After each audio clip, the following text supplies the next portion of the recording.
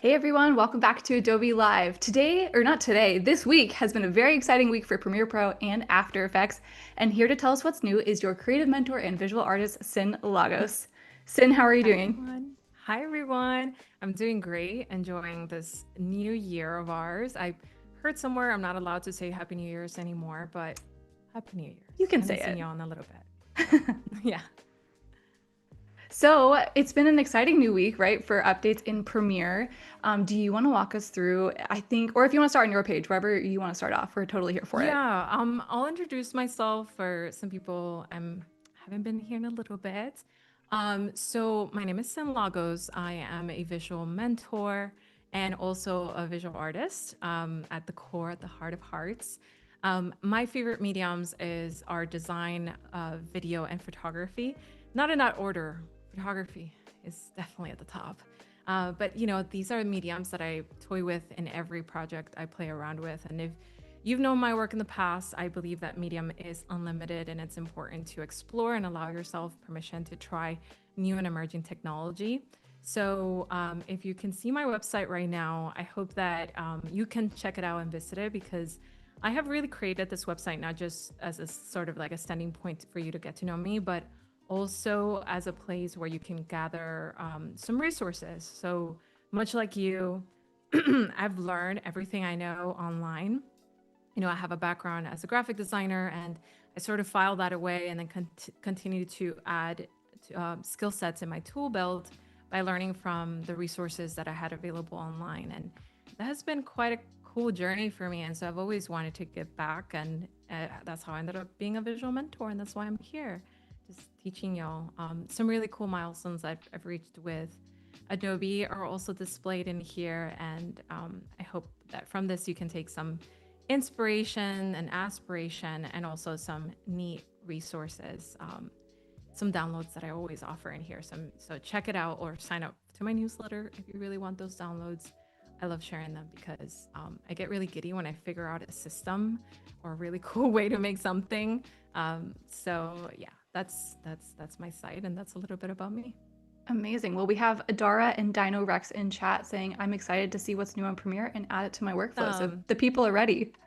Thank you. Welcome in. So, if you're in the chat, definitely drop in. What is your favorite medium? Because I'm curious, what is the popular medium these days? For a while, it was all about photography. Now it's all about video. So, yeah, I'd be curious to know that. That sounds great. Yeah, I will add mine into the chat right now. Thank you. I know yours, I think. Yeah, you can take a guess. Well, Yeah. cool. I love your site. It looks amazing. I didn't know you had so many free resources, so that's super exciting to see Yeah, for people to check out. for sure. Yeah, so I'll jump into what we're going to be doing today. So, we're going to be exploring actually video. We're going to be doing some work on Adobe Premiere Beta and Adobe Premiere. So, we're going to be exploring something that is really interesting to me because I've been using Adobe Premiere for quite a bit and have always been sort of delving with like all the tools and trying to get familiarized with everything. And this tool has always sort of lived in After Effects mostly. So it's called object selection and masking tools. And we're probably like pretty familiar with the masking tools all across like the Adobe ecosystem, but the way that they work in video tends to be a little bit more complicated and therefore maybe a little bit harder to achieve. But the folks at Adobe have done it. I honestly think this is a really not to say that annoying term, but it is a game changer. Like it's huge because it's fast. It works offline. Like I've used it on a plane ride to be able to complete my social media videos. So the focus here is going to be to use these masking tools in different case studies, some which can benefit your social media marketing and vertical format, or your social media marketing on YouTube, like spaces that are horizontal. So I've got a couple case studies here that are based. Let me just jump into my Instagram here.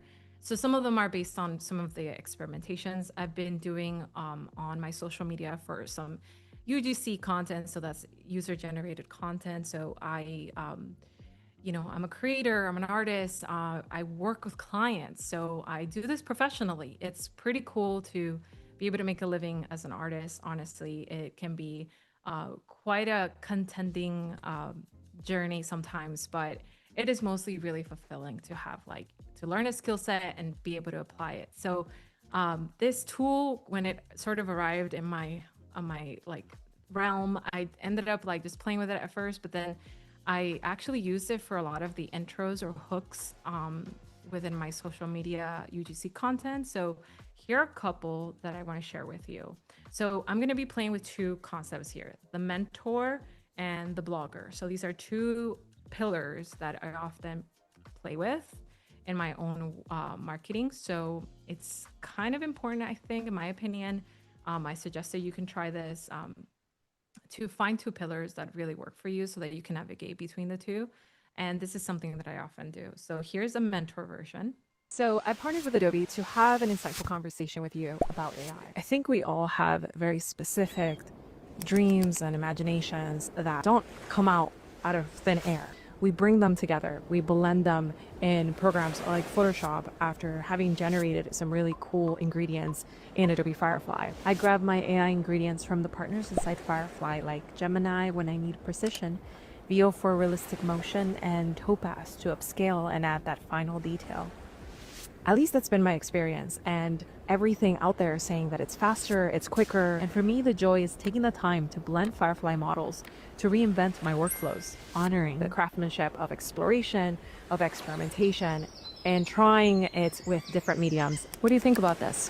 Let me know in the comments, and let's have a conversation. So if you're familiar with creating for social media, the attention spans there are really, really fast. Sometimes I think they're like just 10 frames long, because sometimes I'm like, whoa, this is too long if it's going for social media. But the thing about this particular one that I wanted to highlight really is that I have right at the beginning this demo that is sitting behind me. And so I'm casually sitting in this beachfront. I was actually on vacation, decided to record this hook right at the start. And it's already like a lot of really cool clips going into this.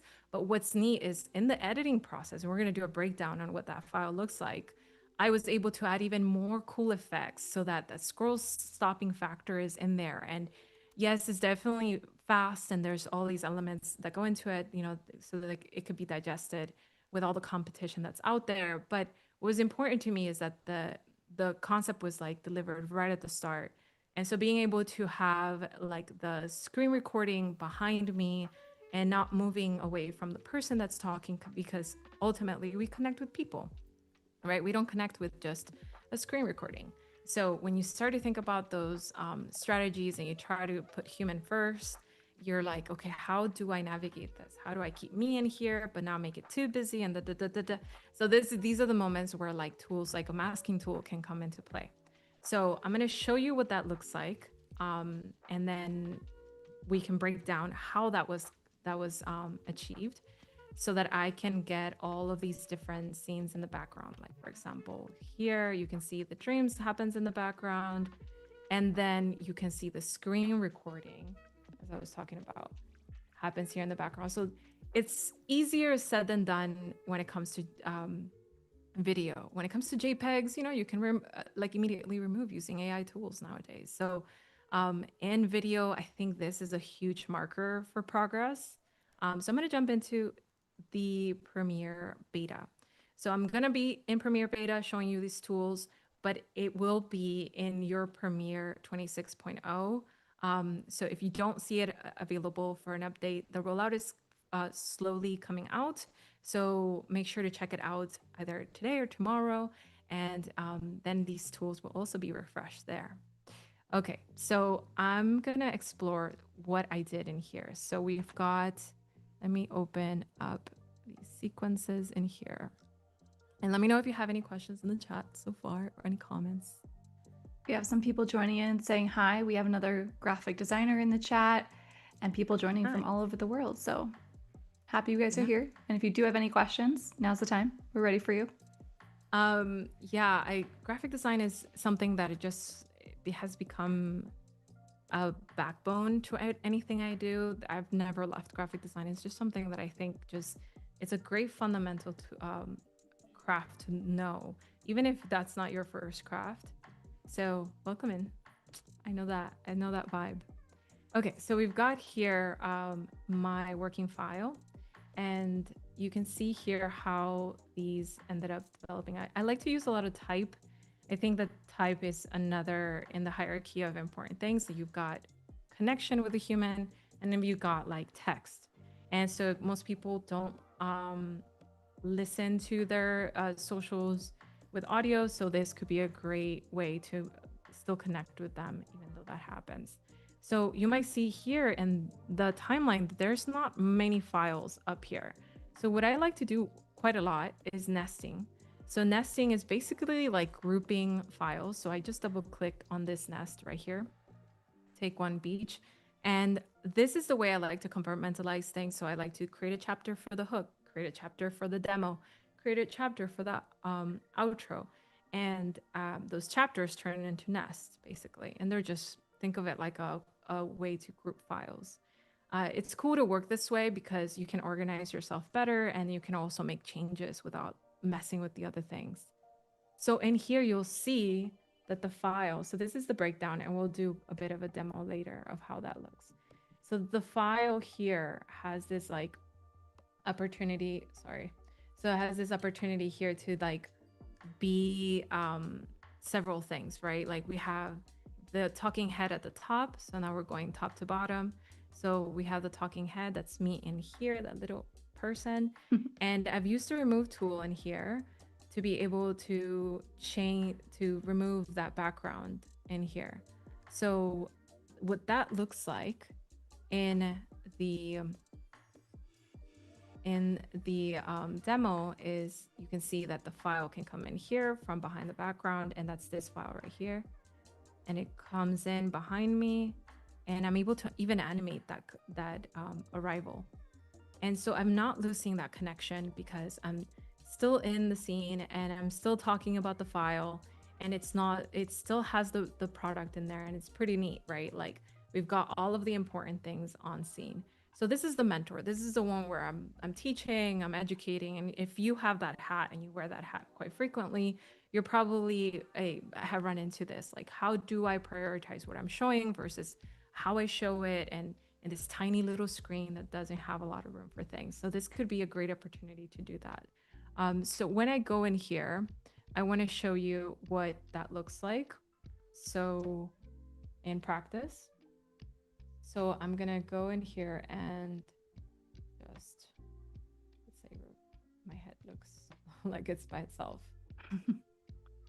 Okay, so let's see. Double click in here. All right, we've got this file right here. And like I said, I love nesting. So nestings on nestings. So what you'll see here, what that file looks like is we've added that object mask.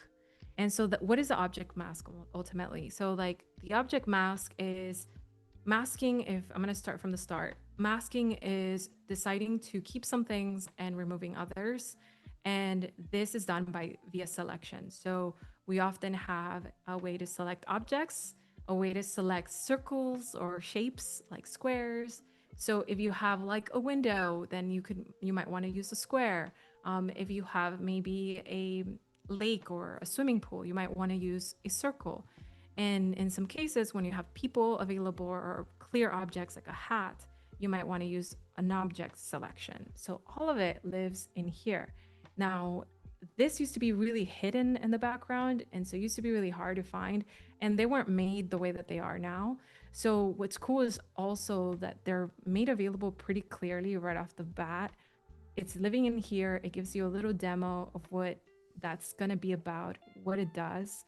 And if you want to, you can always go into the Learn More tab. And that will take you into how it works and all the things. But you're here, so I'll show you how it works. That's one of my favorite things about like seeing the tools or learning by myself, is that I could always click on some of these helpful tools to really go deeper. And that for me is very helpful. So when I go in here, sorry, can I jump in real quick? We do have a question in the chat that is this only in beta, and you are working in beta right now, but this would be in the new rollout of Premiere, but it just is going out in waves. And so it may be within the next 48 hours that this would appear in the regular build of Premiere. Is that correct? That's correct. So this is a beta preview that I'm showing you, but you should definitely check out your Creative Cloud to see if you have the update available. Since it's a rollout, it's slowly rolling out. You might be one of the lucky ones that already has it. So this will look exactly the same and operate even better. So you'll find them in the same locations. So you should be able to follow through. All right, so this is what the tool looks like, right, once it's been selected. So what I want to do with you guys right now is I noticed when I was recording, there was this moment where this fellow came in. I didn't even notice actually at first. I didn't see him either. I know, it's just kind of, I didn't end up using that clip at the end, but Yeah. I was like, oh no, that's unusable. And I thought that because my brain was like just, auto-corrected to my traditional workflow before I had this tool available. And so he comes in, looks, and he's probably trying just to dock the boat or something, because that's like a little section for that, or like the paddleboard, and he respectfully leaves, and that's fine. But it ruins my scene. So what I'm gonna try to do is try to remove him with this workflow. So follow me here. What I'm gonna do first is duplicate this file by holding Alt. And so now I have two files, and we'll right click them so that I can label them a different color so that we can see. I love using labels. Were those because I'm very visual. Were those custom names that you put in? Huh? Were they custom names for the colors that you put in? Oh yes. That's so. I was like, did it say sunshine? I was like, no way, that's the Yeah, default in Premiere. I even have one for like my workflow that has to do with like editing for YouTube versus editing for social media. Yeah, it takes some time, but it's kind of fun after a while, because then you're like, oh, I can see my files and know exactly what happened there. So in the past, this you would have seen this footage and be like, you know what, it's unusable. This would take so long to mask him out. Is that kind of what you're saying? Yeah, I don't know. I don't actually know another way to do it. Like things that seem very simple in a JPEG are just so much more complicated when you're having like 30 frames per second, Yeah, or 60 frames sometimes. So it definitely makes it feel like tricky. So then you have to kind of think in your head, what can I do to like, because ultimately you're creating a little window. So what will be below it should be like a clean plate almost, is what we would say, but like just a clean scene. So there is a moment where he's not there. So what I'm going to do is I have this little button here called export frame. And if you don't have it, you can always click the plus and just drag it, and it's right there. Okay. But that's export frame. Did I lose it now? I think I did. So export frame. There you go. Press OK. And then when we press that, we'll effectively create a screen grab. That's it. So then I'll say blank plate. And if you know anything about Premiere, things have to be in their respectful place. Otherwise, you'll be really frustrated later. So make sure that they are. So I'll just keep them here for now. And blank plates, and the blank plate gets imported into my file. And so what I'll do is bring this up one more track and bring this in here. It's just a JPEG or PNG, however you have your setup. And that we can make it as long as we want to. And then from here, this little lemon duplicate that we picked right here still has a file. Nothing has seemingly happened yet. But what I'm going to do is select the objects mask tool. And once I do that and I hover over anything, maybe my backpack, maybe just myself here, or the fellow here, I can just select it and it creates these little ants like around it. And right now you might notice I'm in the middle of the frame. Like I'm not even at the beginning of the frame. I just picked one frame that felt good to select them in. It's a pretty neat selection. Like if you kind of explore it. It's like, wow, it just did it. It's It did it clean. really fast. Yeah. Yeah, I'm like, okay. And what I like also is that we have these like overlays. So let's say your scene was predominantly red, like maybe it was during Christmas, then or the holidays, then you have other overlays here like green, blue. So it depends, right? If you're on a green screen, you might want to have something like red. In this case, I have a lot of green in the background, but it helps you navigate what selection you've made. So now I've done that. What I could do is just right click and say change to opacity, right? And when I do that, it doesn't look like it did much because we still have this track below here, But which it is did, identical. right? All right. So then what we'll do is just turn this one off and you'll see that he's now here. And when we play it, you can see like nothing has happened yet because we did not track it. So I skipped a step. So let's go here into this clip. And where did my mask go? This is something that happens a lot. Like it's like, oh no, what happened? I can't see it. So in the effect controls, you can always find your mask under unassigned masks. And when you click it, there's that selection again. But I kind of messed up because I skipped a step. So instead of doing, well, I can do that, I guess. What I want to do now is track him from left to right because I was somewhere in the middle. You can track it going forwards, going backwards. In this case, I need it to go left and right. So I'll let that track for a little while. Look at that. I know. I think one of the cool things here is that, we used to have this like tracking bar, which is really boring. And so you don't really know what's happening. But in this moment, you could really tell like what is going on as he's just moving or rotating a little bit. You can see where being selected.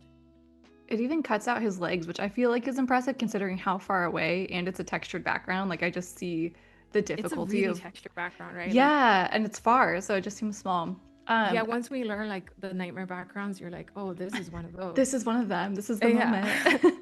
Yeah, exactly. So I do want to say thank you. Jack and Adara both dropped links in the chat for what is new in Premiere and After Effects. So if you're just tuning in, Cyn is showing us what's new and how to use it in your workflow. But if you want to read or do a little deep dive, that's a great link for you to go and check it out. Awesome. Yeah. So now when we see it, we can see here that we've got all of these little keyframes that was just created for us. So we don't have to make them one by one. And, it's like rotoscoping in After Effects, but it's in Premiere. It's just really cool for me because I love Premiere. It's like once you like a tool or just a program, you just become really part of it. And you don't always want to do like dual workflow if you could help it. You could also pass it on to someone if it's something more complex. There's some people who are experts at After Effects, but I love it. I love being able to be here and just have some options for small minor things that are not that complex. But even this that is pretty complex, I think it did a great job. So then you can see it there being tracked. Okay, so right now it hasn't removed anything. I'm going to turn off these other ones right here, and then we're going to do right click again, change to opacity mask. And so now we can see him. I'm going to go here, press play, and he appears. There he is. He gets his own solo video now. I like it. Yeah, we should put him in the moon or something. Yeah, just walking around. Yeah. So the key was to remove him, right? So what we're gonna do is go into the opacity mask. And remember how it was in unassigned masks? Now it's under opacity mask. And this is something you can do manually. You could just do that right clicking that I did, or you can just drag and bring it over to opacity mask. And it essentially does the same effect. So you can undo, redo. Pretty neat, right? So then from here, you've got a couple options. You can add, you can invert. It says right here, add, subtract. It essentially does the same thing. So if I hit invert, the selection becomes the thing outside of him, and then this, it's kind of like kind of spooky scary. now. Like I know. Who is that? But let's say I'm gonna say no. It's like, whoa. It was spooky to see it too because I didn't even notice. You're being haunted now. I'm so sorry. Yeah, so there's like a couple of different things you can do there, right? But what I did or essentially was trying to accomplish is have a plate. So I'm gonna place my JPEG, turn on my JPEG, and now it should be able to remove him by just keeping that there. So that if you unselect the mask,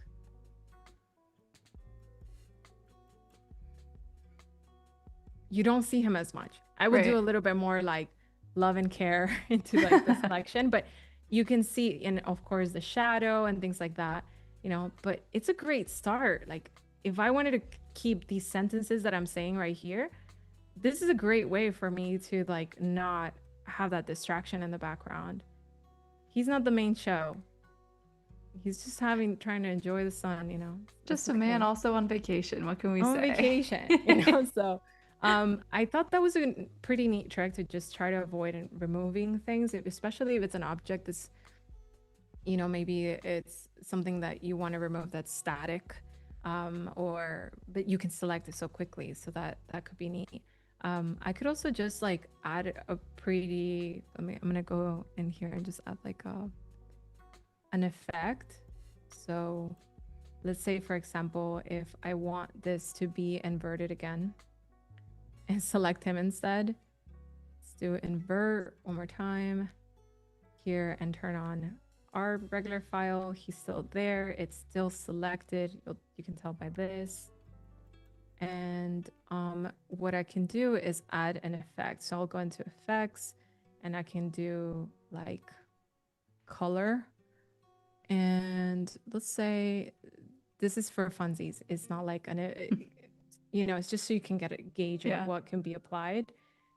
So you can see, you know, earlier it was like a Whoa. black ghost, but now we could just do like some multicolor ghosts in A here friendly and just ghost. a friendly ghost, you know, like Casper. So Yeah.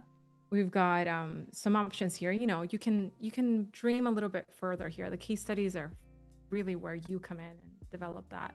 But I'm going to try my best to show you some other examples.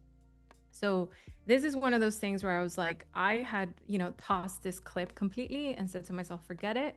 But it's neat to know that I can just do that. So in here in the dreams one, um, I just wanted to show you how this dreams is actually a generated file that I generated using Adobe Firefly.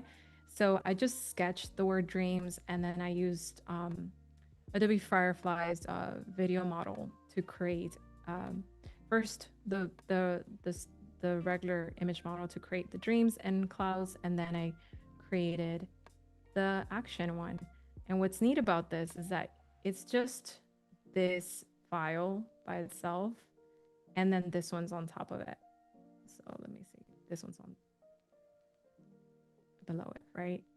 So these are really good moments to like just introduce different elements and it becomes like intriguing to the eye and you just keep wanting more, right? So this is one of the examples that I felt like, oh wow, I really wouldn't have done it that way in the past. Like it would have taken me much longer. I would have just like avoided the idea altogether. But being able to do a quick masking tool. So what I did for this one, because you might notice in the tool, there lives a little lasso. So you can always select stuff manually like this. And that selects something. I mean, in this case, I didn't do a full selection, but that's how I did that one. I want to touch on what you just said actually about Sure. how, you know, maybe if it wasn't for this tool, I wouldn't have explored this idea. I think that just speaks volumes to sometimes how innovation can really unlock new ideas for you or things that you're like, oh, you know what, I can actually keep this clip. Like, that's really exciting to hear. And I Yeah. think just kind of inspiring to keep you in programs and trying new things that used to not be as available in the past. Like, that's really cool.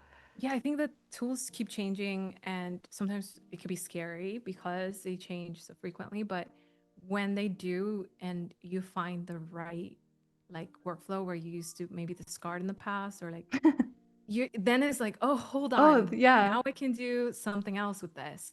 Um, so it's kind of worth it sometimes to just go into the scary like changes of your programs and then dig a little deeper and find out how you can apply it. Which you and I were chatting about before we actually went live, that you and I both like the HelpX forums for Adobe. I Oh don't know if you yeah. want to share that at some point, but Yeah, I let's feel like show that's a it. really Yeah. great place to just like stay up to what's to date and then also see like a deep dive on, oh, what does this mean for me or how is this changing my workflow? Yeah, we were kind of just nerding out a little bit You know. because we both go secretly, after hours at night and Yeah. drink some tea and look at this. It's cool because it can be a lot to find out from different resources, like what's new, I look at a YouTube video and then I realize, oh no, wait, that published 2 years ago. That is not Same. new anymore.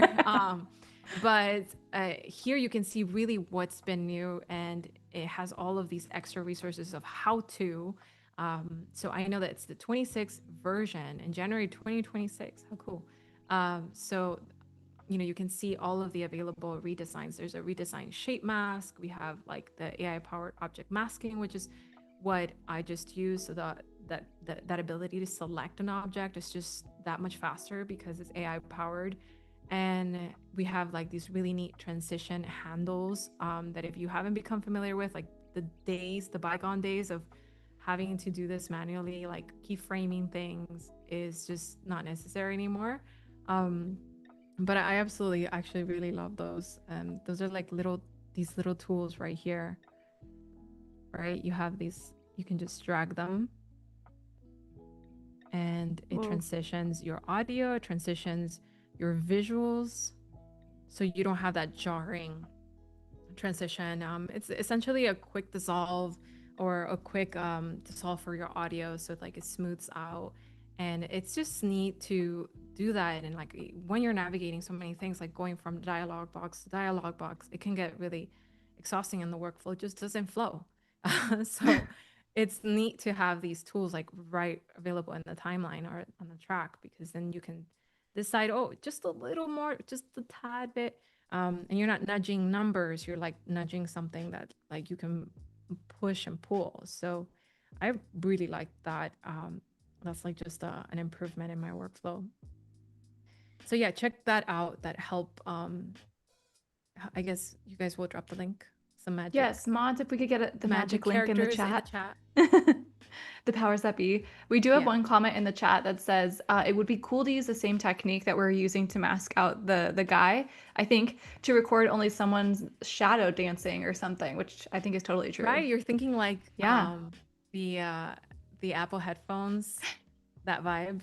Which I'm rocking right now. Yeah, right? The Yeah, original there you early go. 2000s. It's 2016, baby. We're That's the back. overall theme. Yeah. I'm reading a book on him right now. It's this whole That's thing. right. You were So saying that. It's the moment. But yes, a yeah. great idea, chat. We love it. Thank you. Okay, so I'm gonna close this project real quick and I'm gonna show you another one. We're gonna be running through a couple so that we can play around. Okay, so let's see this one, and then we've got this one. Like, I'll show you what that one looks like. Excuse me. Shift. Oh, okay, that thing went away. Okay, there. Okay, so this is the blogger's hat. So I'm putting on the blogger's hat.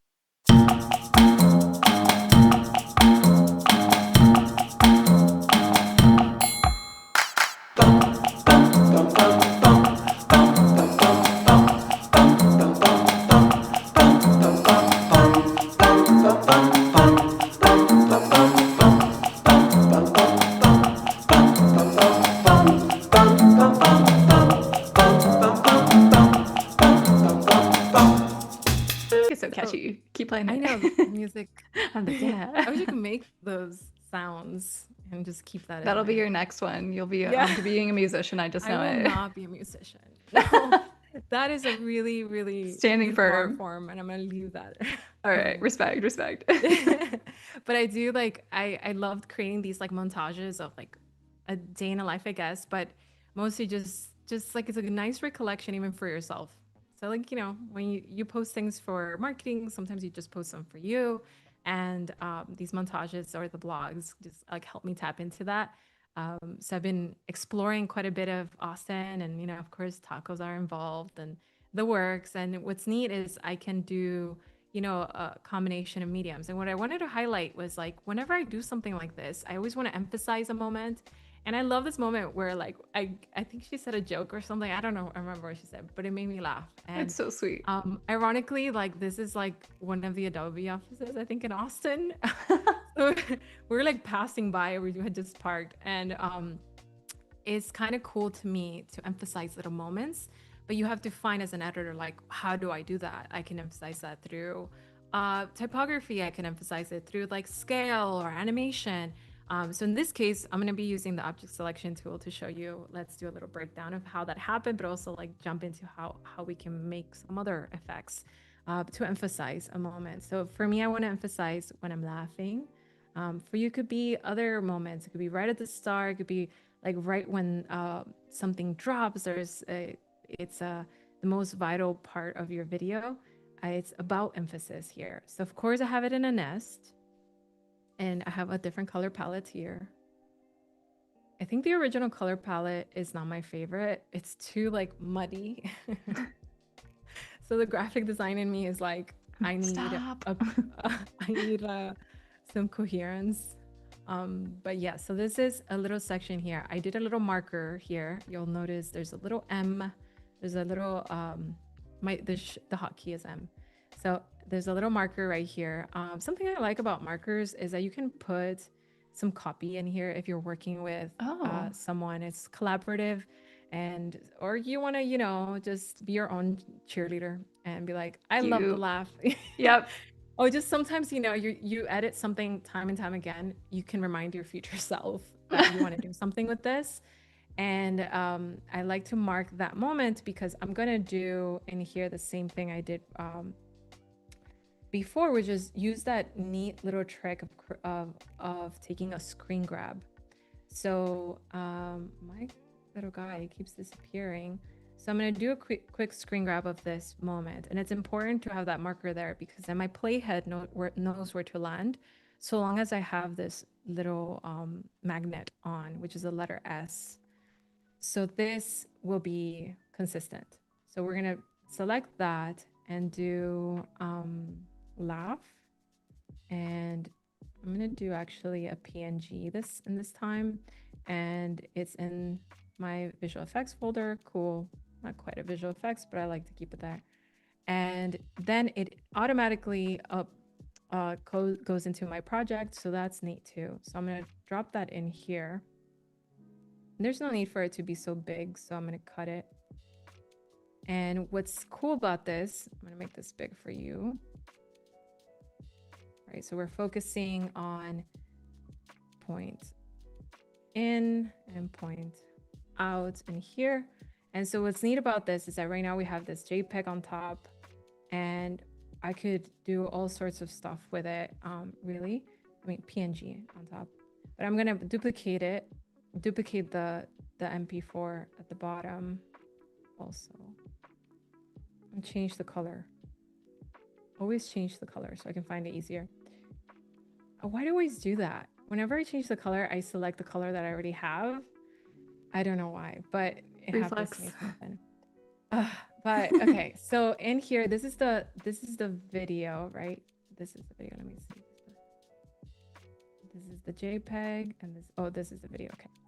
So when I select the video, I want to select. My light is so hot. I want to select us in here. So let's use that object selection tool that is powered by AI. I mean, like, wow. And we're gonna do a hover, and when we do a hover, it'll tell us like what's available for selection. I guess my scarf is available. We've got the entire me. I'll select that. We've got like, I guess, the mask here, and then we've got her hat, we've got her here, so we'll do that.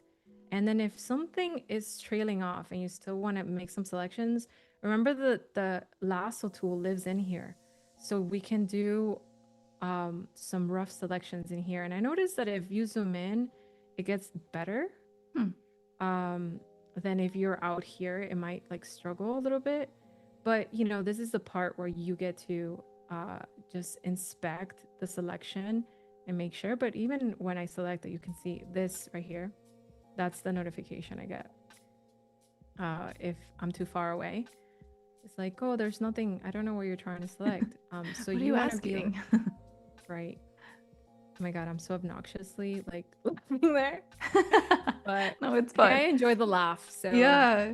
all is worth, being looking silly is worth it when, Are we missing a foot? I think we're missing a foot. oh wow. See, attention to detail in I'm this here for room. you. But I also, if missed you the want to foot leave the it first out, time too, I think. So second yeah, time around, feet are yeah. back. So I'm not gonna bore you through so much selection, but mostly we did it, right? I Yeah, think looks we did great. it. Okay, the picky me is entering the room. So I'm gonna do right here. We're in the middle, remember? Like we're not right at the start, so we don't have to do a frame right at the beginning for it to work because we have in the effects, effect controls, we have these buttons that go back and forth. So we don't need to go only forwards and back, forwards or backwards, and it'll just run it while you're just hanging out. Except you can't hang out because it happens too fast. So, Worst so you problem get to have. yeah. Come on, too fast. I need an excuse to like tell the boss like it's rendering. Yeah, Like, I need to go get, a coffee refill. What do you mean? yes, I am Uh, working. Um, so we've got here the keyframes again. And again, it's just living in an unassigned masks. And we just drag it over to opacity. And so that removes that background. And if we move it, you can see that it has a different placement right there. So when we play it right now, it's still kind of just like right over each other. So what we want to do is do a quick overlap like this, maybe something like that. And then we'll add a cool effect, like a color effect, maybe like a black and white situation. So, oh, a lumetri effect. That would be neat, actually.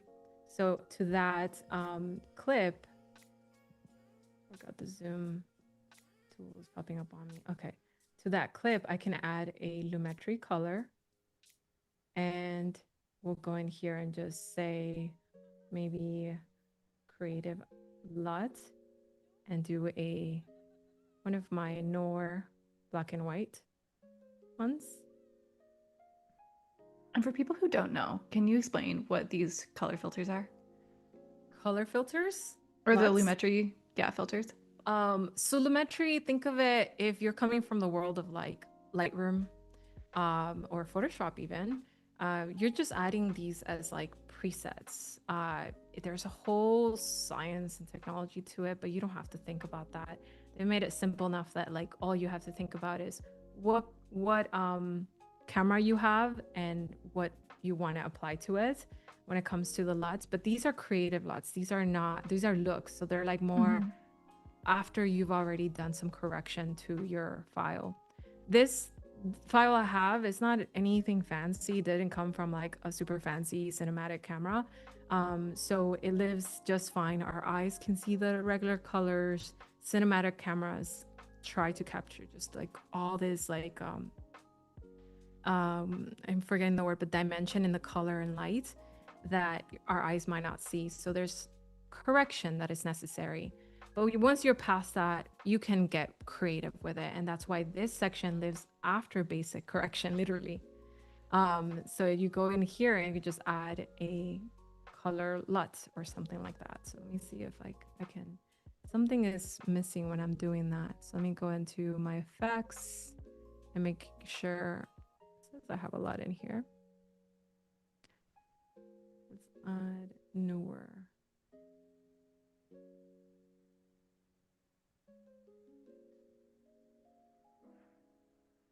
I don't see it. Do you see it? Oh, there. No. There's always something that I don't see, so we're troubleshooting in real time. Yeah, what's So checked on that or checked off that we're not seeing? there's always something, right? There always is. So, Chat, if you see it, let us know. I see it here. Oh, I know what I'm doing. So basically, I'm staring at the source monitor when I should be staring at my program monitor. So this is my program monitor right here. And so what helps is here's a nice little pro tip. All of these all of these sections are modular, so you can move them around. And it might be helpful to move my Lumetri so that I can see my program while I'm doing the thing. So I can see when it's in newer. There you go. This is my program. This is my source monitor.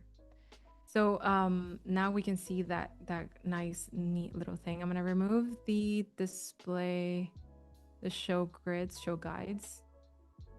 There you go. Okay, so let's do a quick play. Right, so you can see it there. I think I have the JPEG below it. I don't think I'm gonna use it. I don't know what my intention was there.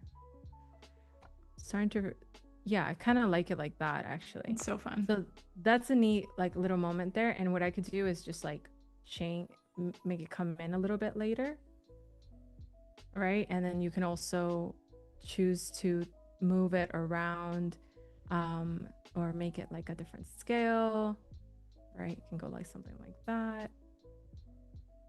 And it's just a nice little emphasis. Now, if I did it the other way around and I came over here to the object mask and used this little button called invert, then before I scale anything, so the background essentially would be, oh, cool. yeah, I moved it around already, but this is essentially what would happen. So then the background is what gets changed. And so you might notice that was a little bit jarring.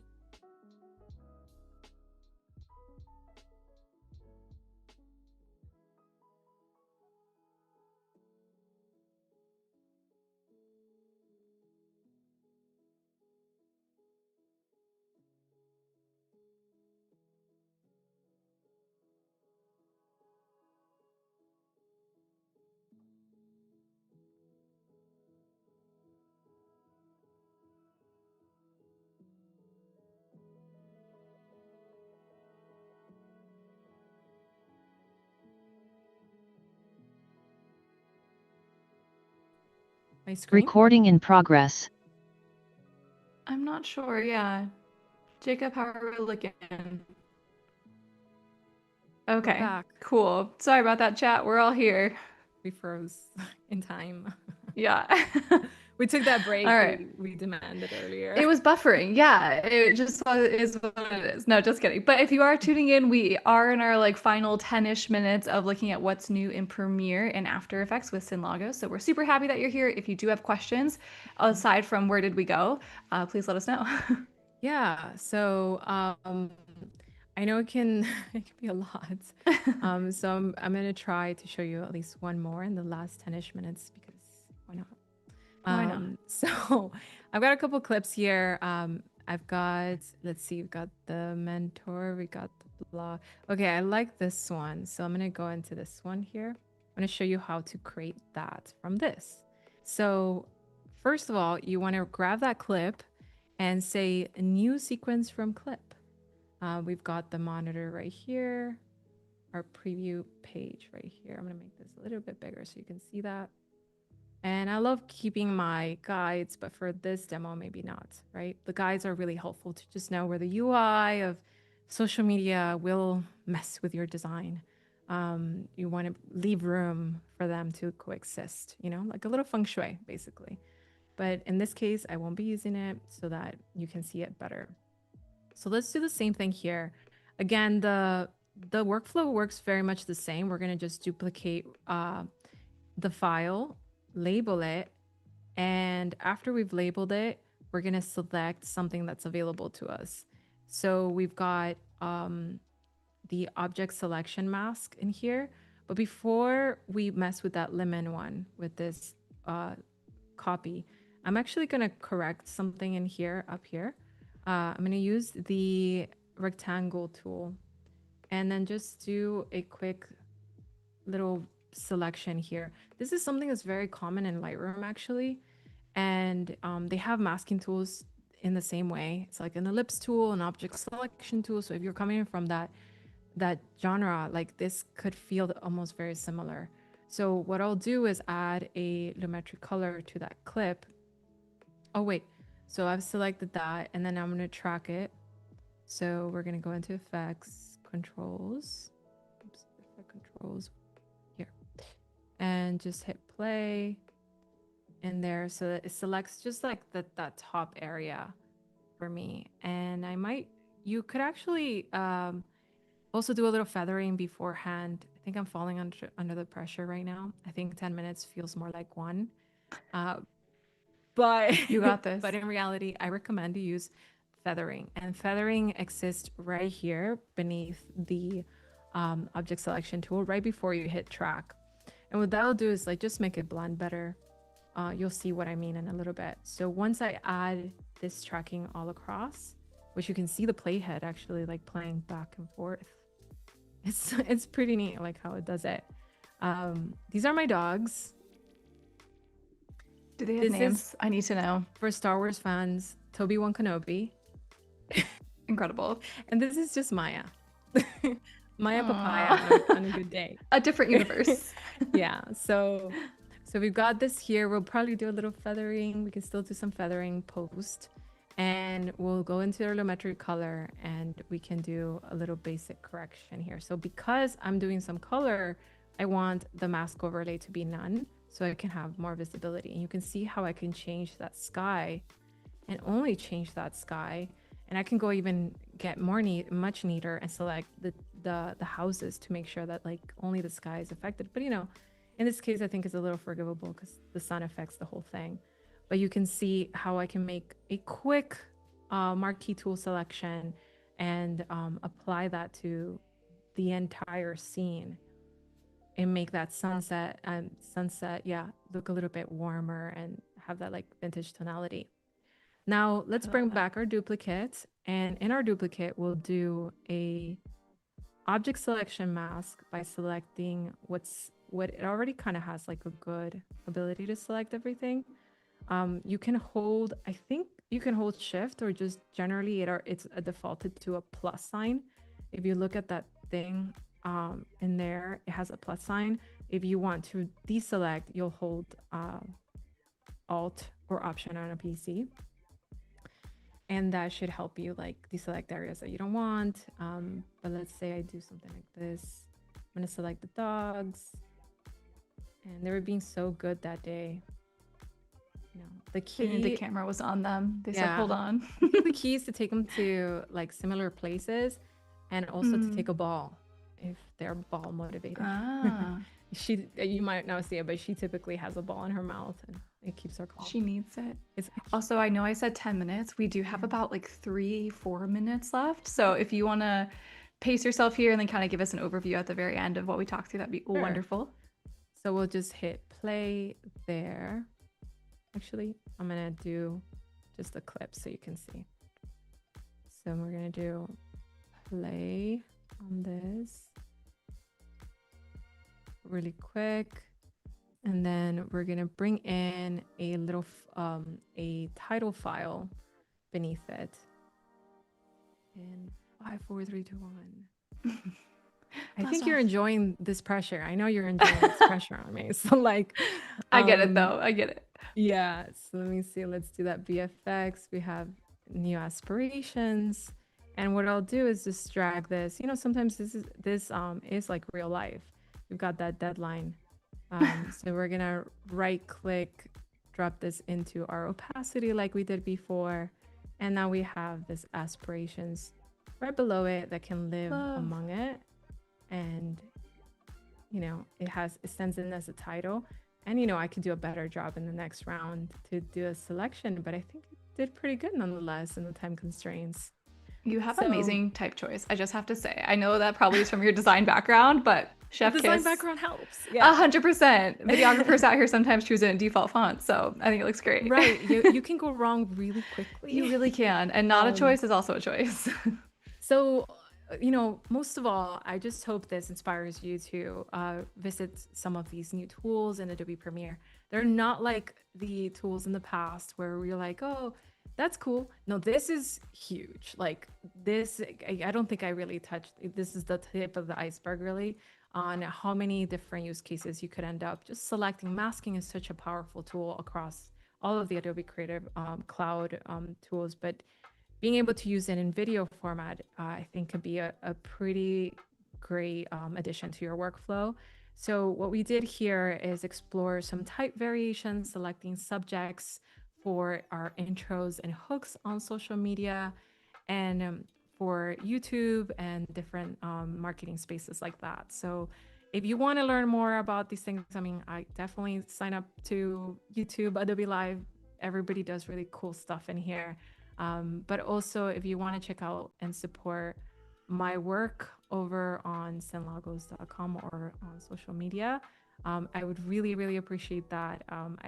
I'm trying to educate my algorithm to follow only artists that I've met and believe in, and have supported me in the past. And I would love for you to be among them. Yeah, I'm gonna school this algorithm. I promise. 2026 goals. 2026 goals. I love it. Hope you enjoy that. Cool. Well, Cyn, thank you so much. Everyone in chat is saying thank you and that they have a lot of work to do and that they're going to implement everything that you've taught them today. So we're really excited to hear that. And thank you for being along for the ride, chat. If you are still on YouTube, stay on YouTube and Behance because Jess Goldsmith is up next with Making Decisions, and she always has wonderful stuff in store, so stick around. But thank you guys for tuning in. Thank you. Bye.